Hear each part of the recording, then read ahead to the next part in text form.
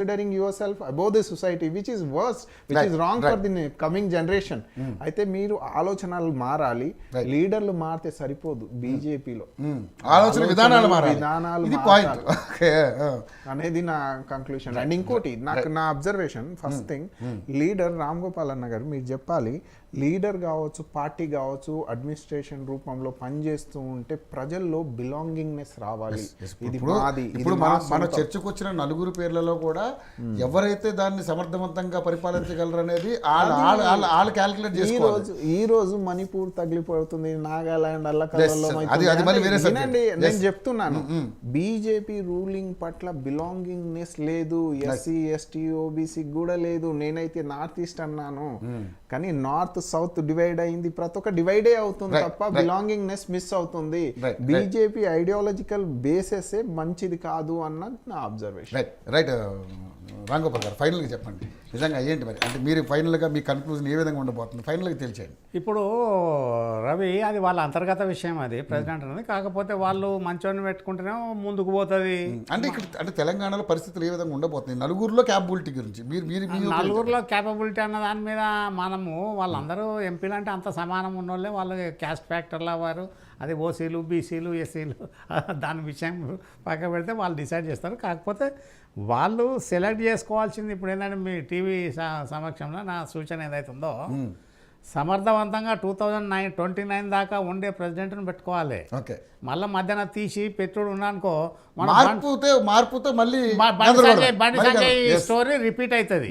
అంతేగాని దాంతో ఇక్కడ దాంతో పాటు ప్రెసిడెంట్ పెట్టుకున్నాక సరిపోదు, ఫండ్స్ కూడా వాళ్ళు ఫ్లో చేయాలి, ఏదైతుందో రిలీజ్ చేయాలి. తెలంగాణకు మనము 8 ఇచ్చిర్రు, రేపు ఇంకో 4-5 పెరగాలంటే ఇప్పుడు ఫండ్స్ ఇవ్వాలి, బ్రహ్మాండమైన ఫండ్స్ ఇవ్వాలి వాళ్ళు. వీళ్ళు ఎక్కడైతే ఉందో సౌత్లో ఇప్పుడు బేసు మొబిలైజ్ చేసుకోకపోతే, ఇప్పుడు నార్త్లో పార్టీ పరంగా కాదు యాక్చువల్గా.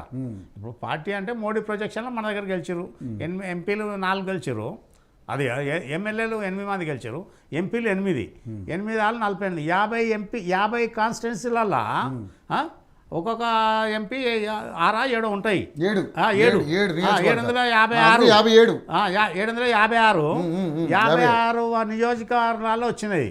ఇక్కడ అసెంబ్లీకి వచ్చే వరకు 8 వచ్చినాయి. ఇక్కడ బీజేపీకి పార్లమెంట్కి వచ్చే వరకు 56, అంటే 49 కాన్స్టిట్యున్సీలో వాళ్ళకి లీడ్ ఇచ్చారు.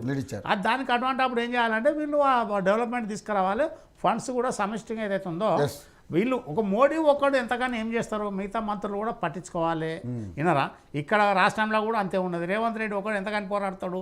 సమిష్టి ఏదైతే ఉందో, గతంలో పోరాటం ఏముండే అంటే ఎవరికి ఫ్రీడమ్ లేకుండే 9 ఏళ్ళు 6 నెలలు, సీట్ పోలేదు సీట్, ఉట్ పోలేదు ఉట్, అట్లా కాకుండా వీటిలో ఉన్నది ఇప్పుడు ఏదైతే ఉందో. వీళ్ళు కూడా కాంగ్రెస్ వీళ్ళు ఎదగాలంటే కాంగ్రెస్ కూడా ఇలా సమంగా పోరాటాలు అంటే 13 నెలలు అయింది, 6 మంత్రి పదవులు దిక్కులేవరో నాయనో, అరే లాటరీ వేసి తీయర్రా అంటే కూడా అది ఇవ్వకపోతే ఈ వాళ్ళు జిల్లా ఆ డిపార్ట్మెంట్లు ఏం మెయింటైన్ చేస్తారు, ప్రజలకు ఏం చేస్తారు.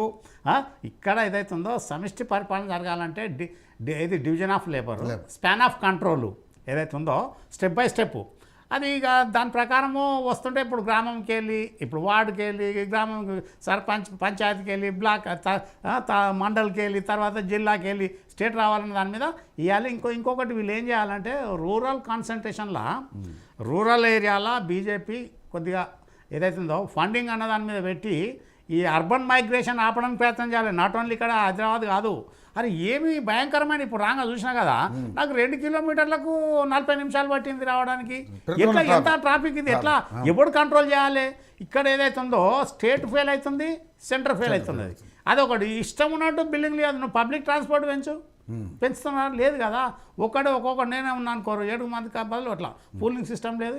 ఇవన్నీ అర్బన్ రూరల్ సెక్టర్లా ఏదైతే ఉందో రూరల్ మైగ్రేషన్ ఆపాలి వీళ్ళు. ఇప్పటికైనా ఊర్లలో కొన్ని చాలా ఇండ్లు ఖాళీ పడుతున్నాయి, వందల ఇళ్ళు ఖాళీ, ప్రతి ఒక్కటి తాలూకానో జిల్లాకో లేకపోతే హైదరాబాదు.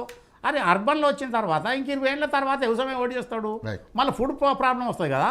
అది కూడా వీళ్ళు ప్లానింగ్ ఏదైతే ఉందో బీజేపీ గవర్నమెంట్ మోడీ ఉన్నప్పుడు ఇప్పటి కూడా వీళ్ళు ప్లానింగ్ డిపార్ట్మెంట్ కానీ ప్లానింగ్ కమిషన్ కానీ వీళ్ళు సమిష్టిగా చేసి వీళ్ళు చేసింది. అటువంటి వాళ్ళు ఇప్పుడు వీళ్ళు ఒకటే సూచన, వీళ్ళు ఎవరికి ఇచ్చినా కానీ 2029 దాకా ఇచ్చేటోని పెడితే పెడితే వీళ్ళకు టార్గెట్ అన్నది ఇంత అంతో Right. రీచ్ అవుతుంది. Right thank you Ram Gopal గారు, థ్యాంక్ యూ నగేష్.